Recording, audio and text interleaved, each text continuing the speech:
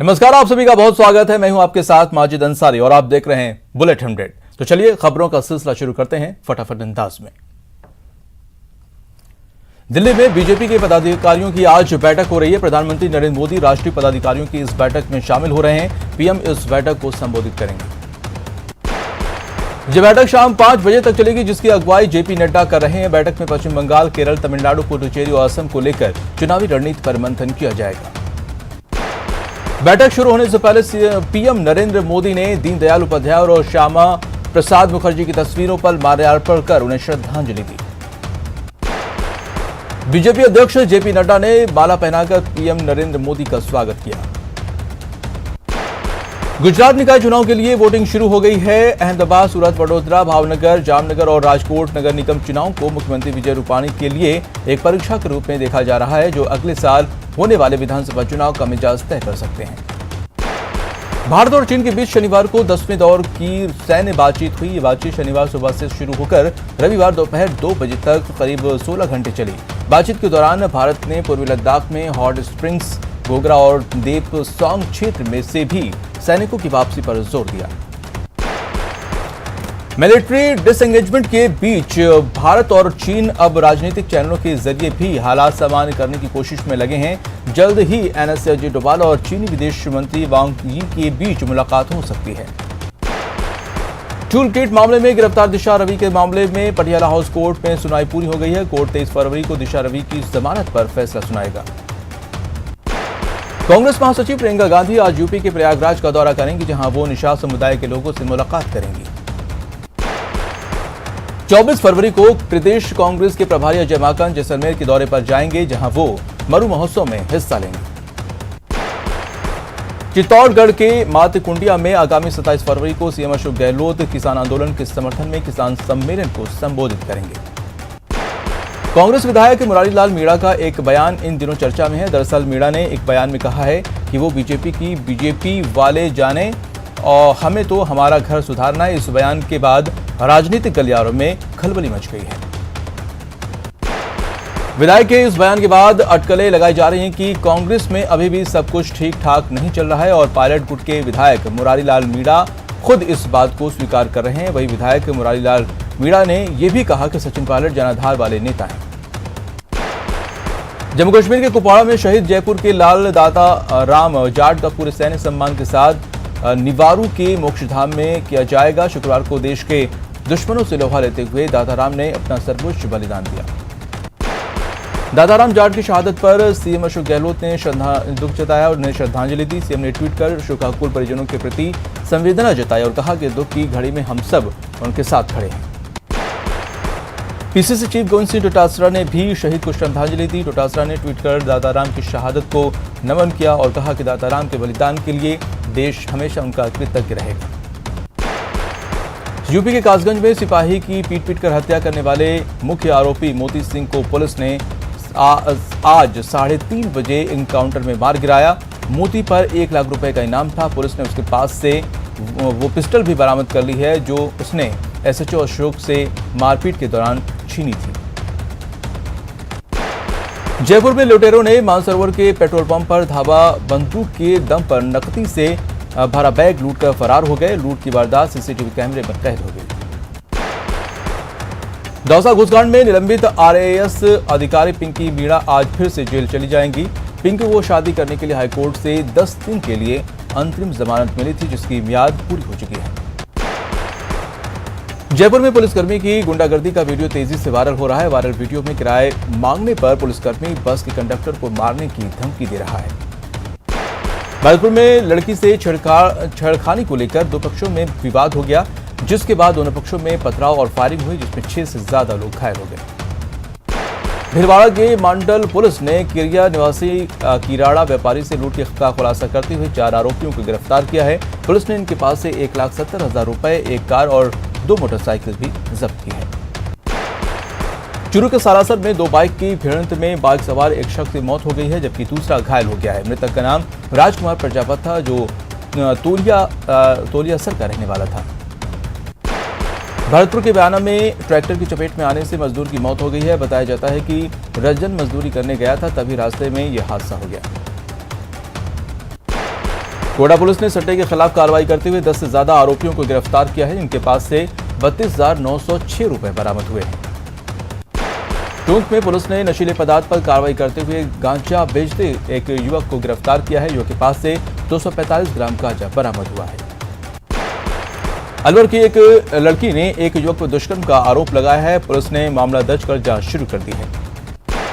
डूंगरपुर जिले की बिछीवाड़ा थाना पुलिस ने बाइक चोरी करने वाले गिरोह का खुलासा किया है। मामले में 2 आरोपियों को गिरफ्तार कर चोरी की 3 बाइक्स बरामद की है। उदयपुर के गोविंदा नाई अंबा माता समेत कई थाना इलाकों में लूट की वारदात मामले में पुलिस ने 4 लोगों को गिरफ्तार किया है, जिनमें से 2 अपचारी हैं। रतनगढ़ में राजल देसर थाने में दर्ज कार लूट मामले में 2 साल से फरार चल रहे इनामी आरोपी को पुलिस ने गिरफ्तार किया है। सवाईमाधोपुर की कोतवाली थाना पुलिस ने बुजुर्ग से लूटपाट करने के वाले आरोपी को गिरफ्तार किया। आरोपी से लूटी गई 2,20,000 की राशि बरामद कर ली गई है। रतनगढ़ में मोबाइल गेम में लाखों गंवाने के बाद एक युवक मानसिक तनाव में आ गया और अपने ही घर में फांसी के फंदे पर झूलकर खुदकुशी कर ली। अलवर के शेखपुर अहीर थाना पुलिस ने बड़ी वारदात को अंजाम देने आए 3 बदमाशों को पुलिस ने गिरफ्तार किया और उनके कब्जे से अवैध हथियार, जिंदा कारतूस बरामद किया है। अलवर के राजकीय बाबू शोभाराम कला महाविद्यालय परिसर में 2 छात्र आपस में भिड़ गए। वहीं जब अन्य छात्रों में बीच बचाव की कोशिश की तो उनसे बदतमीजी की। सूचना पर पुलिस मौके पर पहुंची और दोनों छात्रों को हिरासत में लिया। जयपुर हेरिटेज नगर निगम ने कार्रवाई करते हुए 2 अवैध निर्माणों को सीज कर दिया। चौकड़ी तोपखाना और चकड़ी रामचंद्र जी इलाके में ये कार्रवाई की गई है। इन अवैध निर्माणों को 180 दिनों के लिए सीज किया गया है। झुंझुनू में 5 साल की बच्ची के साथ दुष्कर्म की वारदात का पता चलने के बाद बाल आयोग की अध्यक्ष अस्पताल पहुंची और बच्ची का हाल जाना। वहीं वैभव गहलोत के साथ लोहावट में आयोजित पदयात्रा कार्यक्रम को रद्द किया। झालावाड़ के झालरापाटन में एक कुएं में युवक की लाश मिलने से सनसनी मच गई है। युवक कई दिनों से लापता था। कोटा में नगर निगम की टीम ने सड़क पर आवारा घूम रहे मवेशियों को पकड़ लिया और पशुपालकों को सड़क पर मवेशी न छोड़ने की अपील की।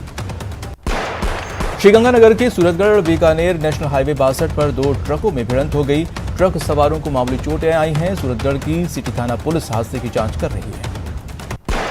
अलवर में पहुंचे किसान आंदोलन के जत्थे का श्रम मंत्री टीकाराम जूली ने स्वागत किया है। टीकाराम जूली ने कहा है कि गांव से खाद्य सामग्री एकत्रित कर दिल्ली में चल रहे आंदोलन स्थल तक पहुंचाया जा रहा है। बूंदी के नैनवा में ग्राम विकास अधिकारी का आंदोलन 6 फरवरी से जारी है। अपनी मांगों को लेकर पंचायत समिति कार्यालय के बाहर आंदोलनकारियों ने सद्बुद्धि यज्ञ का आयोजन कर विरोध जताया। रोजगार की मांग को लेकर प्रदेश के बेरोजगार राजधानी जयपुर की सड़कों पर फिर से डट गए हैं। नर्सिंग भर्ती जल्द पूरा करने की मांग कर रही कुछ महिलाएं अपने नन्हे बच्चों के साथ धरना देने पर मजबूर हैं। पानी की समस्या को लेकर हिंडौन के वार्ड संख्या 59 के निवासियों ने विधायक भरोसी लाल जाटव और सभापति ब्रिजेश जाटव को ज्ञापन सौंपा।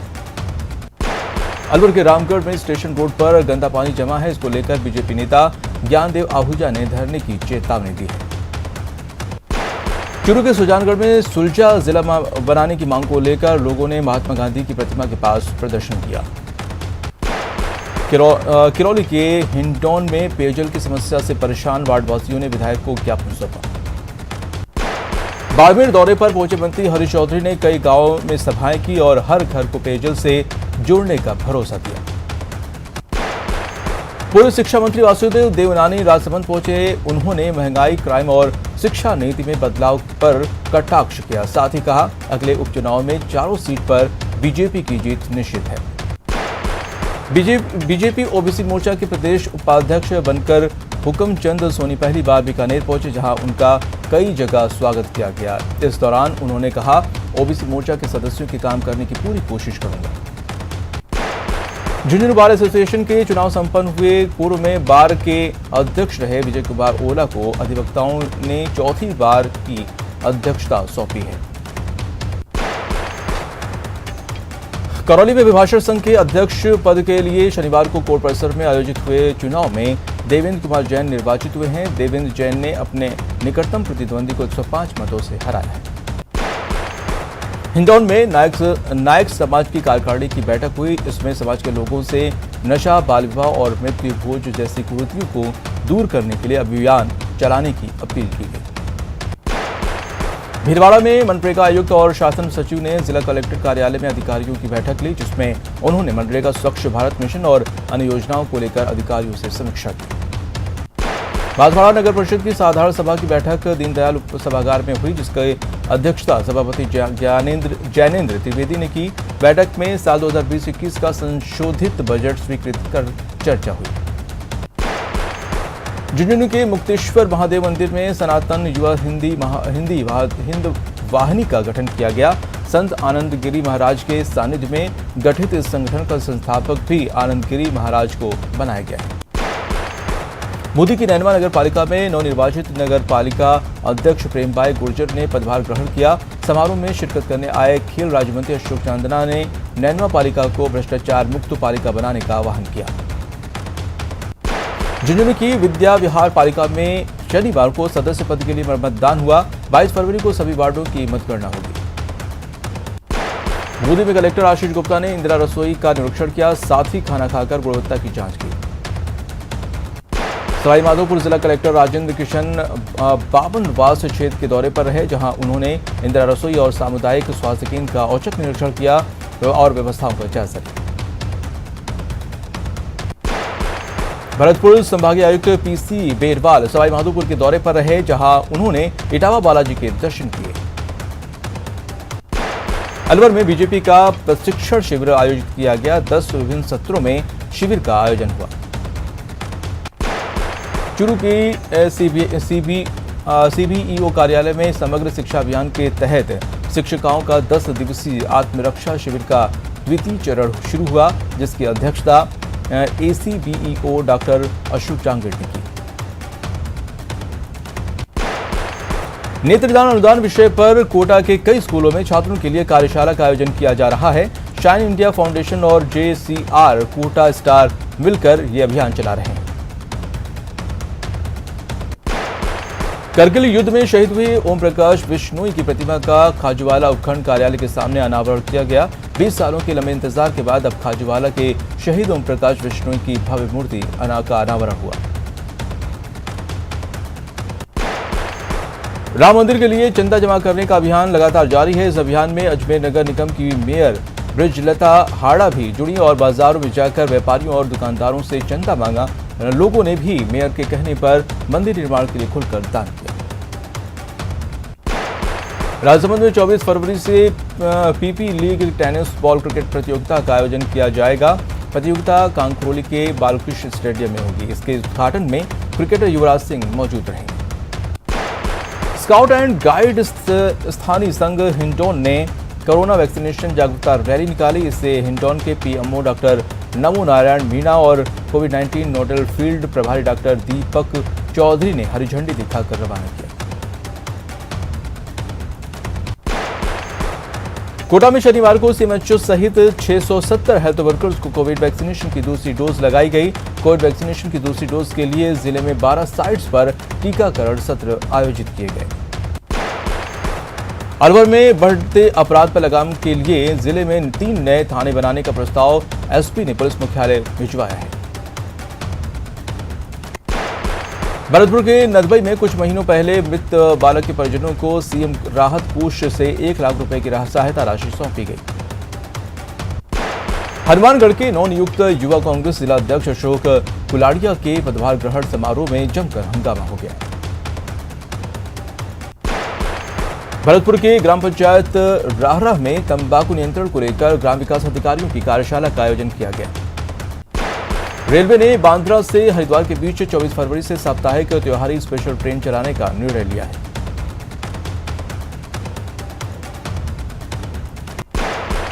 डूंगरपुर जिले के प्रभारी मंत्री राजेंद्र यादव ने सर्किट हाउस में बेटी बचाओ बेटी पढ़ाओ अभियान के तहत महिला बाल विकास विभाग के कार्यक्रम में शिरकत की। बूंदी के रेड क्रॉस सभागार में जेसीआई ऊर्जा ने स्वैच्छिक रक्तदान शिविर का आयोजन किया, जिसमें लोगों ने बढ़ चढ़कर हिस्सा लिया। मंत्री सालेह मोहम्मद ने कोटा कलेक्ट्रेट में प्रशासनिक अधिकारियों की बैठक लेकर सरकारी योजनाओं की समीक्षा की। राजधानी जयपुर में बने आरएएस क्लब में बनी आर्ट गैलरी का आज विधिवत शुभारंभ हुआ। न्यायिक मानवाधिकार परिषद की स्थापना दिवस जयपुर में परिषद की महिला प्रकोष्ठ ने हाई कोर्ट की ई-लाइब्रेरी में मनाया। बीकानेर में इंडो अमेरिका सेना के युद्धाभ्यास का आज आखिरी दिन है। आज दोनों देशों के जवानों ने अपना दम दिखाया। दुनिया के खूबसूरत शहरों में शुमार लेक सिटी का महाराणा प्रताप एयरपोर्ट देश का टॉप एयरपोर्ट बन गया है। उदयपुर एयरपोर्ट ने कस्टमर सेटिस्फैक्शन सर्वे में ये उपलब्धि हासिल की है। जयपुर में डीपीपी एमएल लाठर ने आदर्श बैरक का उद्घाटन किया। इस बैरक में जवानों को रहने के लिए बेहतर सुविधाएं उपलब्ध कराई गई। भरतपुर के बयाना में एसडीएम ने इंदिरा रसोई का निरीक्षण कर व्यवस्थाओं का जायजा लिया। एसडीएम लोगों से खाने के बारे में जानकारी ली। उन्होंने रसोई के मैनेजर से पूछताछ की और कहा कि रसोई में कोई भी गड़बड़ी पाई गई तो तुरंत प्रभाव से कार्रवाई की जाएगी। श्रीगंगानगर में नई धान मंडी की ट्रेडर्स एसोसिएशन ने मंडी प्रीमियर लीग के 8वें सीजन की तैयारी शुरू कर दी है। 8वें सीजन की शुरुआत 1 मार्च को रंगारंग कार्यक्रम से होगी। मंडी प्रीमियर लीग के 8वें सीजन में 5 टीमों के बीच कुल 12 मैच खेले जाएंगे। जयपुर में स्वच्छ भारत मिशन को स्कॉच सिल्वर अवार्ड से सम्मानित किया गया। मिशन के डायरेक्टर को एक निजी संस्था की ओर से सम्मानित किया गया। राजकीय पीजी कॉलेज बूंदी में अंतर्राष्ट्रीय मातृभाषा दिवस पर संगोष्ठी का आयोजन किया गया। इसमें हिंदी भाषा के ज्यादा से ज्यादा उपयोग और महत्व पर चर्चा की गई। जयपुर में अल्बर्ट हॉल संग्रहालय पूरे राजस्थान का सबसे पुराना संग्रहालय है, जिसका निर्माण न्यू गेट के सामने रामनिवास गार्डन में किया गया था। पिछले 24 घंटे में देश भर में कोरोना के 14,264 नए केस सामने आए हैं, जिसके बाद कोरोना मरीजों का आंकड़ा 1,09,91,000 को पार कर गया है।